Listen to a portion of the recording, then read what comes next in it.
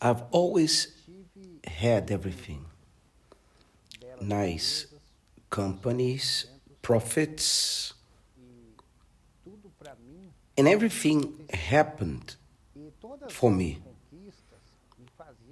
And these conquests made me feel safe. I thought it was impossible for me to lose what I had. But in the hierarchy of my life, first was myself, second, what I had financially, and after family. And in this order, God was the last. That's the truth. I came to the church when I could. So I came to the church, I heard the word, but I did not practice. I knew God, but God didn't know me. I came to the church, I heard the word, but if you ask me about the word 2 days later, I would not remember. But I remember everything I had to do. Tithe, for me, it was not a question of trust, but an obligation. But I had no compromise with God, no commitment with God. To those outside, my life seemed to be perfect, everything right.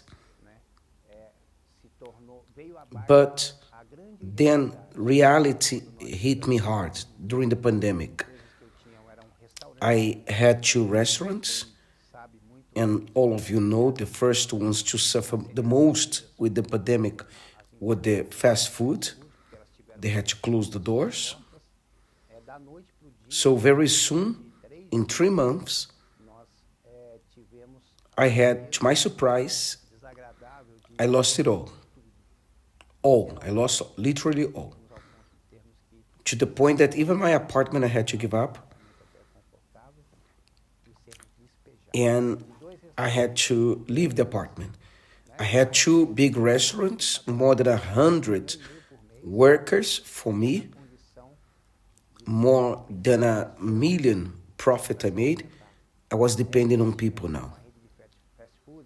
And I remember there was a little snack bar that they sold 2 burgers for 15, and that was my meals. Those were my meals. And I had to leave the apartment, and I had to live in this car for 2 months. And at this moment, I started to reflect. I remember the man of God going on the altar and teaching us to put God first in our lives. I looked up the sky and I said to God, God, honestly, you have never been the first in my life. But from now on, I'll make you the first in my life. It doesn't matter if I'll have it back what I lost. I want to have you. I want you to be the first in my life. If I have the companies or not, if I have the resources or not, doesn't matter. That was the shout of my soul. And when I asked God to restore my life, I was not asking to restore financially. The first thing I asked to restore was my communion with God. Because I was in the church, but I had no communion with God.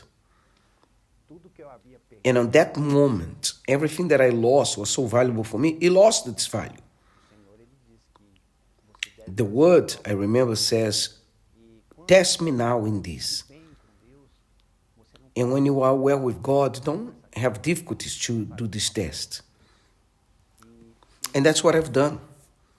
I said to God, you restored my spiritual life.